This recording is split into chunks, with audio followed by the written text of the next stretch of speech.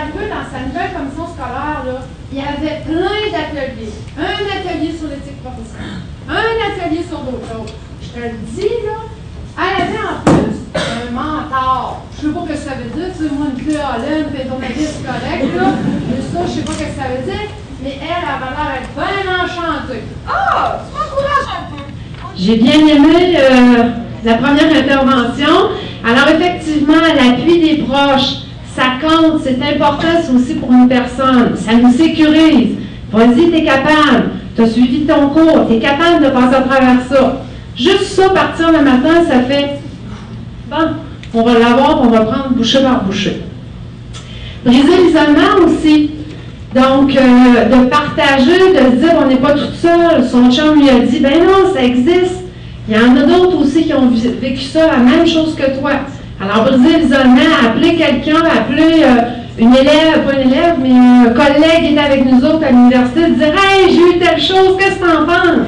Alors, c'est important, ça aussi, pour encore une fois déstresser, puis d'être capable là, de passer à travers ça. Je trouvais intéressant que l'atelier était au départ l'identification de facteurs de réussite, facteurs de risque, puis on est en train de proposer des pistes de solutions. Moi, depuis un certain temps, je me dis qu'on doit sérieusement réfléchir comme corps, comme gens qui travaillons au niveau de l'éducation sur la culture qu'on a graduellement dans le temps construit. Il n'y a pas une firme d'avocats qui va donner son plus gros dossier à un junior. Il n'y a pas une équipe de chirurgiens qui va faire son opération la plus délicate à un jeune qui commence. Pourtant, on donne des cas lourds aux jeunes, on donne des groupes à difficulté, on donne des multitâches. Alors, quand tout à l'heure, je disais qu'on devait faire en sorte que tous, on se sente concernés par le fait que nous contribuons à la relève, bien, il faut réfléchir en tant qu'équipe école à comment on accueille ces jeunes-là et c'est quoi l'équité dans le partage des tâches. Pour la réussite des élèves, c'est peut-être pas évident. Donc, dans une réflexion face aux élèves, c'est questionnant. Mesure d'accueil. Alors, dans ce cas-ci, un petit peu à laisser désirer, mais ça sera quelque chose à réévaluer. Coopération avec d'autres enseignants. Briser l'isolement. Alors, c'est des choses, évidemment, aidantes pour le nouvel ou la nouvelle enseignante. Oh! Je suis contente de voir, j'avais besoin de toi. Je suis contente, mon mentor. Oui. Bon, regarde, moi, je peux t'aider. Les facteurs de réussite. Évidemment, notre jumelage mentoral, notre super mentor. C'est sûr qu'il ne peut pas régler tous les problèmes. Les 4 sketchs dans leur ensemble font réfléchir dans le sens que on a l'impression que le vécu et les besoins de l'insertion en sont de survie. Et entre autres, on a parlé du mentor comme d'une bouée de sauvetage. La question moi, que ça me pose, c'est quelles sont les conditions qui devraient être en place qui font que le vécu de l'insertion et les besoins, entre autres l'aide du mentor, ne soient pas une aide de survie, mais de développement. Mais malgré tout, il y a quand même un début de réseautage qui commence. On retient quand même les noms quand les gens vont dans les commissions scolaires ou dans les écoles. On est capable, évidemment, de mettre des noms sur des visages, pardon. Alors, merci beaucoup. Alors, on parlait aussi de l'appartenance à une école, mais là, c'est l'appartenance à la profession. Parce qu'en fin d'année, quand tu es précaire, tu t'es investi à 200%, puis dans le fond, ce que tu as en tête quand ça finit, c'est que l'an prochain, tu te fais recommencer à zéro. Il n'y a rien qui garantit que tu vas avoir un 20, un 30, un 40%. Fait que je pense que c'est vraiment important de mettre un élément dans la structure de fin d'année où le patron, la direction rencontre le précaire pour lui dire, pour la petite tape dans le dos, le petit commentaire pour dire, regarde, cette année, l'an prochain, on va passer à toi, quelque chose comme ça. Parce que souvent, en fin d'année, c'est la remise des clés, on pack l'auto, puis c'est terminé. Fait que c'est peut-être de donner une petite structure pour qu'il y ait une boucle à la fin qui se fait pour dire, on reconnaît le travail que tu as fait chez nous.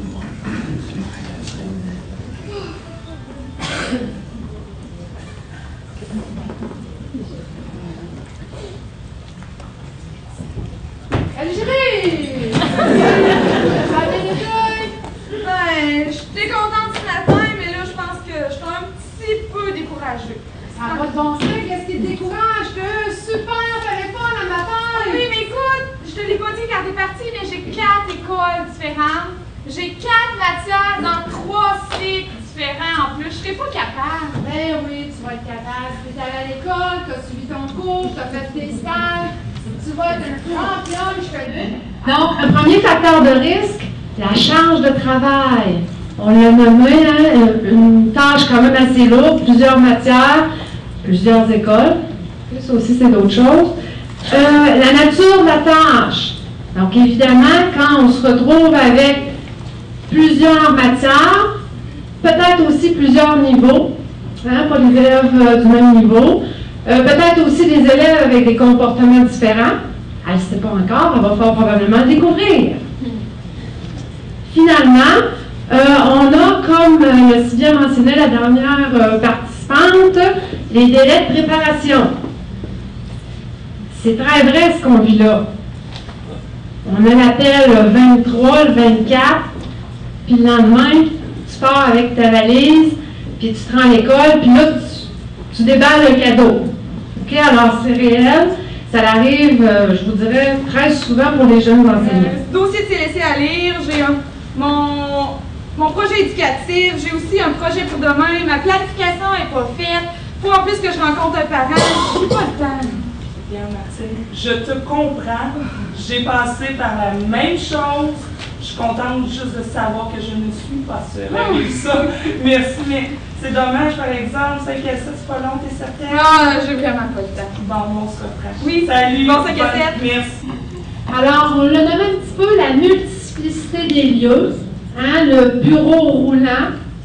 Pour certains, quand on a monté les scènes, il y a une enseignante qui disait justement, elle dit, ma voiture, je peux même pas embarquer quelqu'un. C'est des caisses, c'est des papiers, c'est des livres. À la limite, c'est mon papier collant, mes crayons de couleur. Alors, elle dit, ça n'a pas de bon sens. Le partage de la culture de ou des établissements. Donc, ça leur sortit énormément. Hein, des gens qui nous entourent. Les bonnes personnes, les mauvaises personnes, comment peuvent-elles nous aider? Un des derniers qu'on avait trouvé, qu'on a regroupé, les attentes de résultats et de collaboration. Ça leur sortit, les directions, on est là 15-20%, mais ils attendent du 100%. 100% à une école, 100% à l'autre, 100% à l'autre. Je ne suis pas en maths, là, mais ça fait 300. C'est beaucoup. Puis pourtant, c'est pas ça, le contrat de base. Ça fait au moins 10 ans que ça se passe comme ça. Ça fait au moins 10 ans que les gens du scolaire pourraient en dire plus sur moi là-dessus. Là. Mais je me demande s'il ne faudra pas juste reconnaître que c'est une réalité et la structure. Il me semble que ce n'est pas la même pratique quand on a une tâche comme ça que la pratique d'un enseignant ou d'une enseignante qui commence, qui a presque un 100% dans une classe, etc. Et même, je pense que ça prendrait des mentors qui ont déjà vécu ça eux-mêmes. Je pense qu'on parle d'une autre pratique. Et puis, peut-être que si c'est un choix que font les commissions scolaires, ça répond à un besoin. Peut-être qu'à ce moment-là, il faudra penser que ces personnes-là reviennent à la commission scolaire de demi-journée. Que la moitié du temps, c'est à eux. Puis que le reste du temps, ils sont avec d'autres, avec un mentor qui les accompagne là-dedans. Et simplement, baisser les attentes. Comme on dit, c'est pas un fonctionnement dans une classe régulière où tu accompagnes les élèves nécessairement de la même manière. Peut-être qu'il faudra avoir l'audacité de reconnaître que le milieu scolaire en a besoin cette année-ci, mais qu'il y a un accompagnement spécial et faire en sorte qu'une personne qui choisit ça, là, bon, sans vouloir faire sauter la marmite, là, dans 10 ans, probablement qu'on engagera à quelque part du monde qui vont faire des cours en ligne. Ils seront engagés pour faire des cours en ligne. À l'Université Laval, quand on engage à changer les cours, c'est pour être un changer de cours, c'est pas pour être un prof. Mais à quelque part, il y a une confusion dans la pratique. Les gens s'attendent à travailler toute une année dans une classe, puis c'est pas ça qui arrive. Donc peut-être, on parle d'enseignement à temps partiel ici, peut-être le structurer, s'ils sont dans plus d'une école, etc.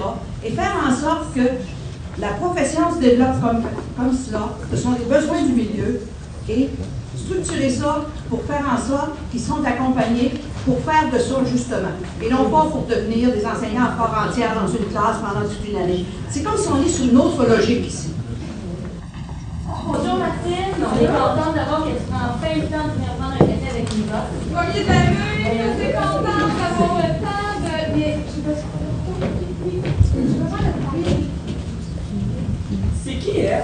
Ah, tu la connais pas encore? Non. C'est Martine, si quelques jours par semaine, elle fait un petit concours de 30% à notre école. Ah, c'est pour ça, OK. Martine, je te présente Nicole, enseignante en Bonjour, ça me fait Bonjour. plaisir. Bonjour. Oui, elle a 4 écoles, les sauterelles, les décrocheurs, la marmotte. Puis je sais qu'elle fait à peu près toutes les matières dans à peu près tous les niveaux. Là, je dois aller voir la secrétaire. Un petit peu demandé mon premier café de la vie. Donc, je suis qui ici, dans cette école-là? Martine, qui veux-tu être? Alors, les facteurs de risque. Bien, évidemment, l'identité professionnelle. Vous l'avez relevé, hein? Maintenant, on se pose qui je suis, je fais quoi? Est-ce que j'ai fait le bon choix de carrière aussi? Ça va jusque-là.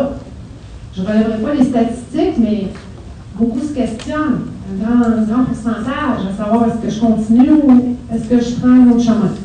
Le sentiment d'appartenance. Très faible dans ce qu'on a vu.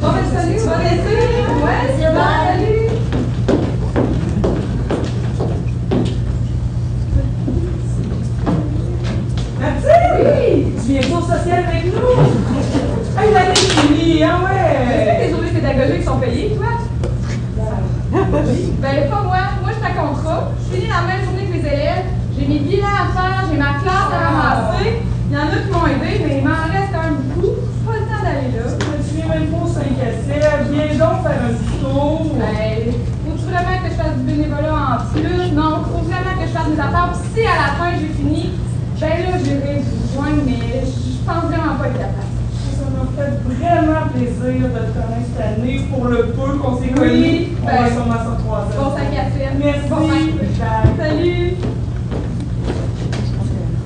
Allô, Martine? Allô? En tout cas, je peux dire que tu vas enfin mériter tes vacances, hein? Mérité, oui, parce que ma charge de travail était quand même assez grosse. Et en plus, les enfants m'ont donné durant l'année la gastro, Au vérité, je vais le mériter. Mais mes vacances, on n'en parlera pas longtemps parce que je commence déjà lundi à Rabouti. Je travaille tout l'été. Je ne sais pas qu'est-ce que je vais avoir en septembre. Moi, il faut que je me ramasse de l'argent pour pouvoir prévoir à long terme. Mais quand est-ce que tu penses avoir des nouvelles, là? Si j'ai quelque chose en septembre, ben moi je pense que ça va être la session d'affectation qui se passe mi-août ou fin août. Mais regarde, si je prends l'exemple de cette année, je l'ai su la veille que je commençais le lendemain. Fait que j'ai aucune idée, puis je peux te dire que précarité, ça arrivera pas tout avec maison puis bébé, mais plus avec emploi bébé. Mais Martine, je te souhaite bonne chance, et la prochaine, on va sûrement s'en croiser. Ouais, bonne chance à lui.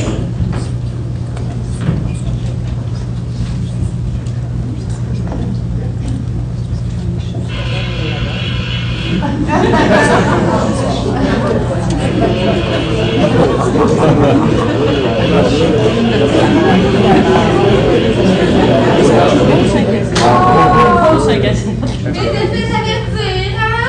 Que un char, c'est comme un chum. Quand tu l'entretiens pas, ça te laisse tomber! Facteurs de risque dans tout ce que vous avez nommé, la précarité d'emploi, le processus d'embauche et évidemment la planification financière.